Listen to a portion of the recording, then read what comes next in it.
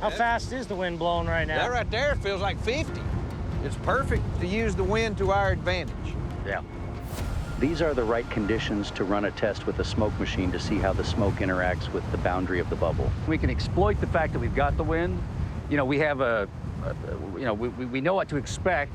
It should just blow right through. Well, so what I'm thinking is the wind's blowing west to east. So I say we get on the west side of the bubble and blow smoke at it while we drive back and forth through the boundary and watch it with cameras. Yeah. So what are you looking for, to see if the currents are changing at all when they get to the boundary? See if the boundary does something unusual to the smoke flow. Yeah, that's right.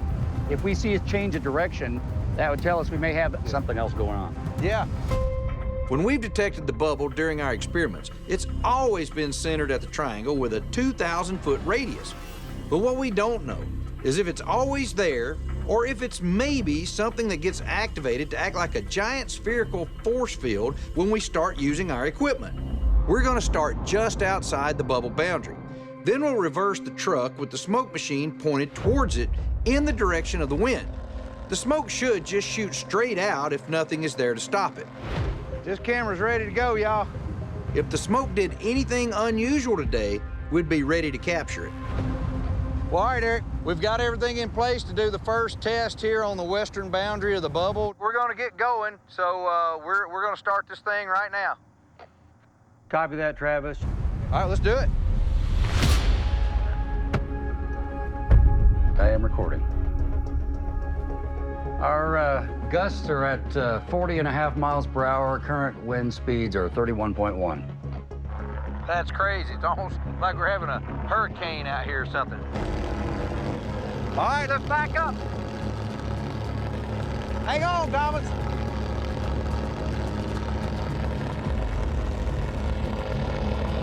All right, Jim, we're approaching the bubble boundary. We're gonna stop just short of it. Okay, stop there. Wow! Travis, it's being pushed back at us. It looks like it's coming our way. Yeah, it came backwards on us. Right at the wall. Yeah, I know. Let's keep backing up through the boundary and see what happens. Copy that.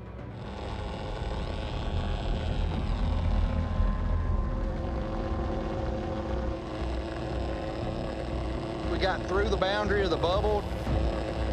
That's good, Jim. Now that we're inside the bubble, it looks like it's blowing normal. Isn't that weird? Okay, Jim, now just drive forward slowly. Copy that. Here we go.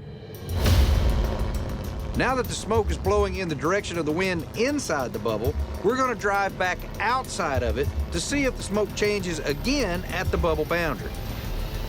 Now look right here in the bubble, look! Look! What the hell? As soon as we got outside, the smoke starts spreading out. We couldn't believe it. Even while moving and shooting smoke with the direction of 30-mile-an-hour winds, our smoke was being deflected and redirected by the bubble boundary. So, either the smoke triggered the bubble to turn on its boundary in response to a stimulus, or we got more data telling us that it's always there. For this next test, we were going to take a little different approach. Since the wind's direction was blowing towards the eastern bubble boundary, we were going to approach it with our smoke machine from the inside going out.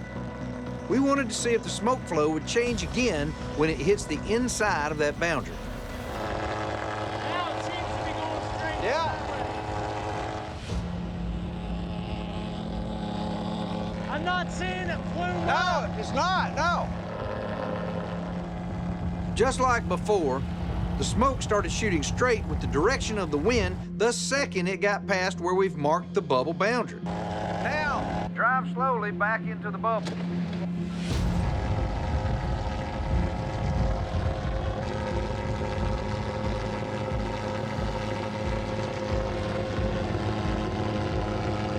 Now look, it's starting to spread and go up. Now it's starting to rotate. Yeah. But no matter if we were inside or outside of the bubble, the smoke reacted any time it was blowing against the boundary. Hey, Eric, do you copy? We're about to start the smoke over here at the triangle. Are you ready? I'm ready to take data. All right, let's crank it up. All right, Eric, we're about to go.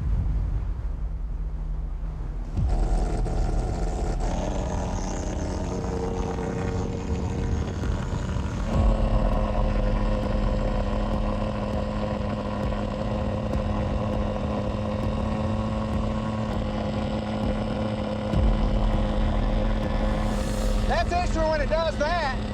What's that? Sometimes it pushes it down. That's gotta be. I ain't seen it go down. Like, look at that. It should be going straight ahead with the wind. But right at that 31-foot mark, something's pushing it down. That's crazy. All right, I think we're good. It's pretty convincing that there's something here.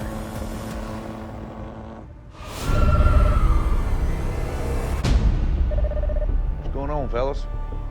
I've got the results of our experiment with the smoke gun. All right, cool.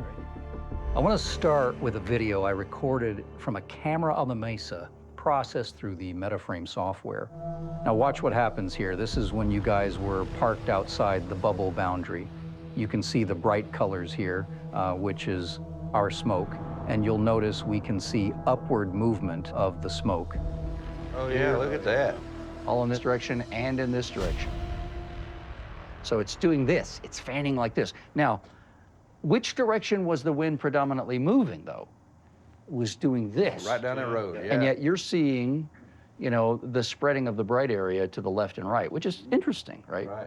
Okay, so I'll just continue letting that play at its natural rate.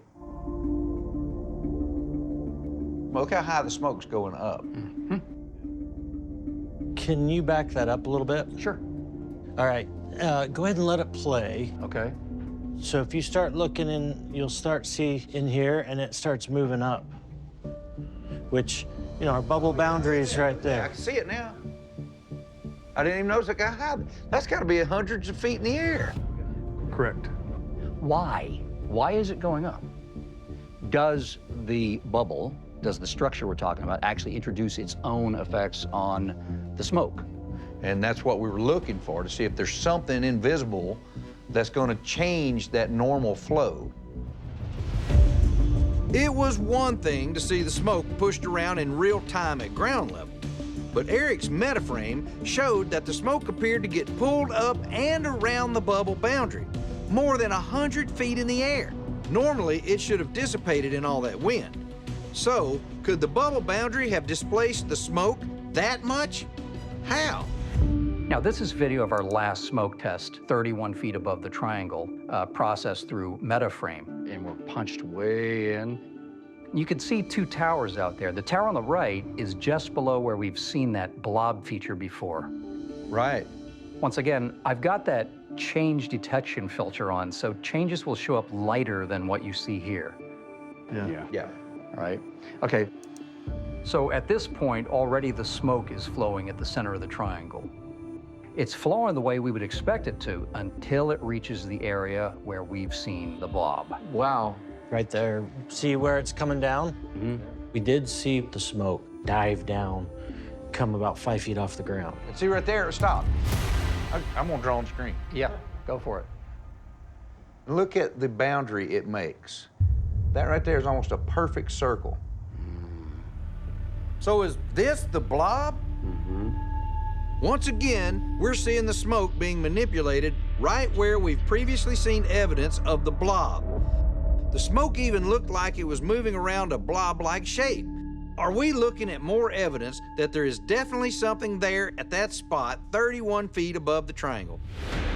So now that we've seen these flow patterns in the smoke, does this help explain anything we've seen? Well, it doesn't explain it, but I think it showed more evidence that the bubble and the blob are real and maybe always present. Now we need to figure out what they are.